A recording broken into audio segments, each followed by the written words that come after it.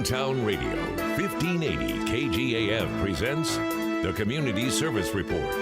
Here is Dee Blanton. Well, all right. Thanks very much. Hi, everybody. Welcome to our Friday Community Service program. Today, Gainesville ISD Day, first Friday of the month, and very happy to have Dr. Jeff Brazier, Superintendent of the Gainesville ISD. How you doing? Good morning, Dee. I'm doing great. Thanks for having me. Well, thank you for being here.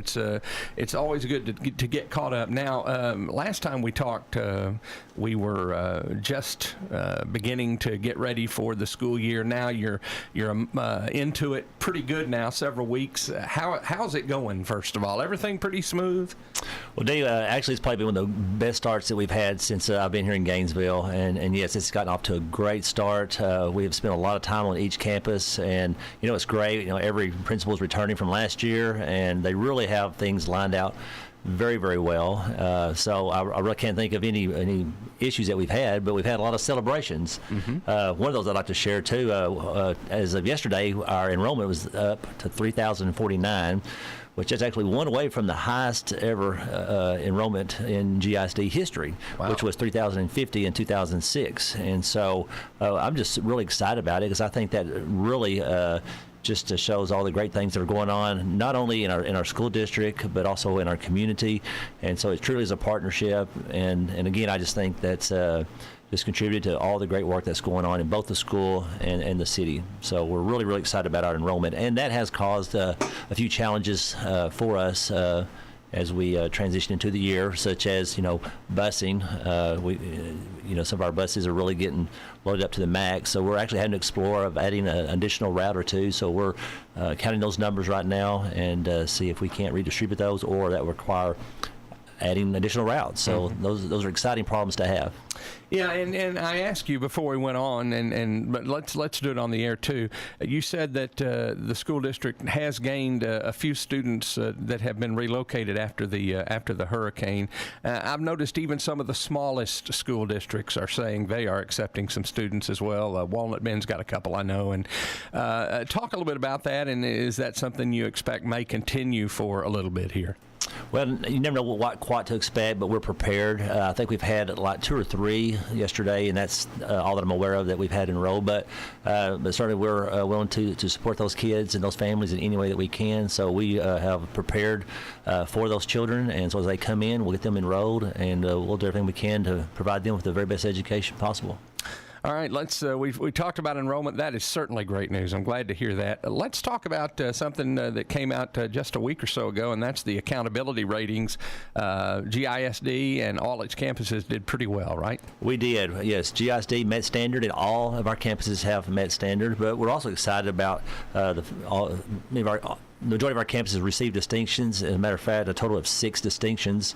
And the best way to explain that is anytime you get a distinction, it's really a big deal. And that's really challenging to get. And our campuses have received distinctions. The junior high actually had 3. And again, I just think that's, again, a reflection of all the hard work our faculty, staff, and our administration's doing, and our campuses are doing very, very well, and so we're very, very proud. So coming off that year, last year, we're excited about this year and think we're going to do even better.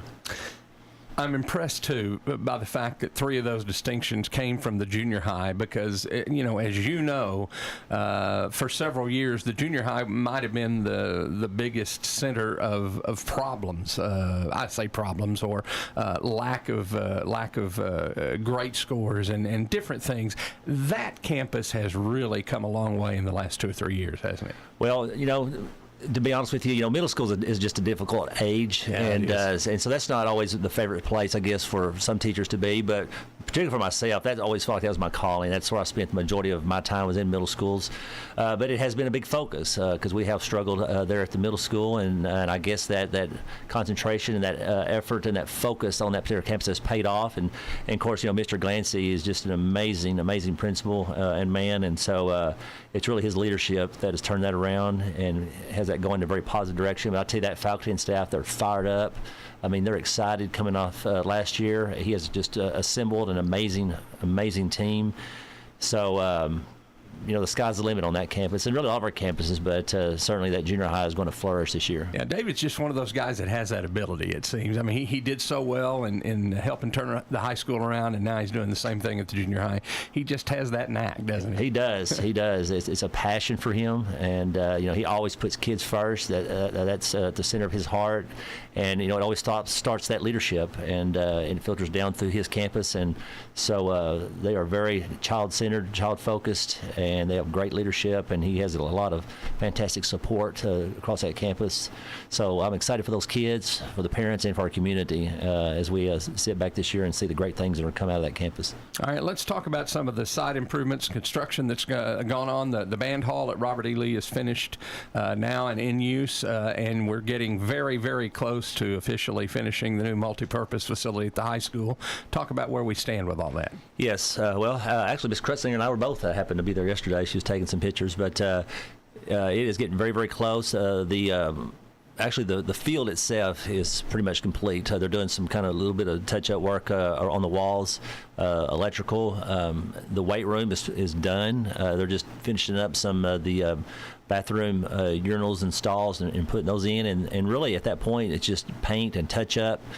Punch list and carpet and the floor, and that's really it. So, and actually, we're excited too. They actually, I believe, we're finishing up all the sprinkler system, the irrigation system yesterday, and the contractor said they felt like they were going to try to get the grass in today, so it'd be ready for the game tonight as people came in. So, really, I feel like in the next 2 weeks, our kids should be in there, and I'm really, really excited for the community to come in and take a look. I believe this facility is something our community will be very, very proud of. I think we'll get a lot of good use out of it from throughout the community, but across the district as well. But it's a beautiful, beautiful facility, and I don't know if there's one nicer than this one anywhere in the state.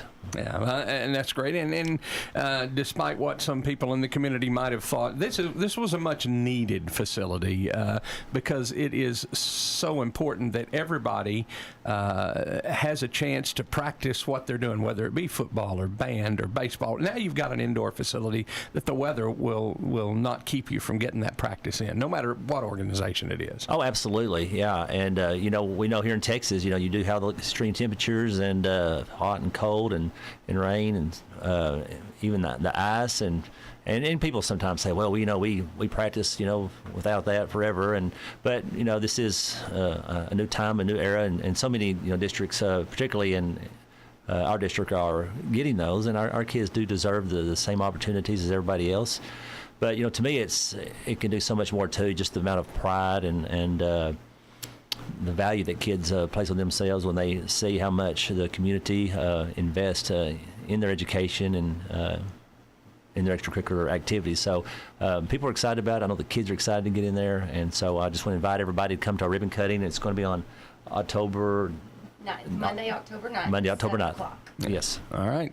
Good deal. Look forward to that. We're going to put it on our calendar for sure. Now, in closing, got just a couple of minutes left. Another thing dealing with construction is going to be a new ag facility. Talk about where the planning stands and where we are with that project. Yes, well, it is moving in a very positive direction. Actually, Tuesday, our new user group is going to come together. And so really the main point right now is trying to figure out where the best location on the campus is.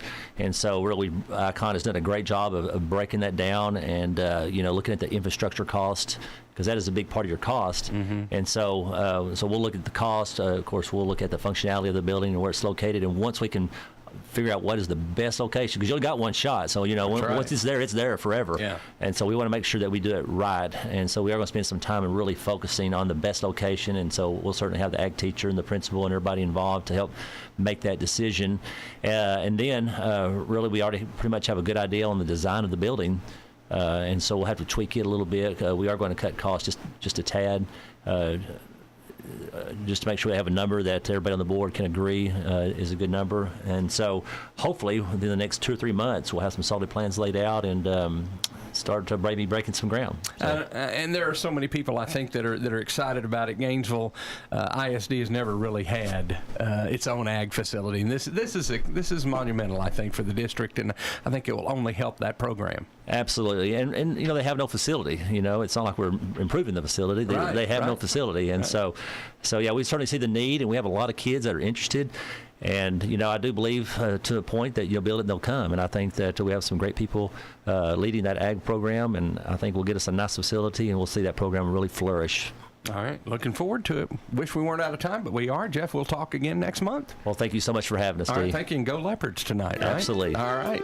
There you go. That's our GISD program for the month with Dr. Jeff Brazier here on Hometown Radio, 1580 KGAF.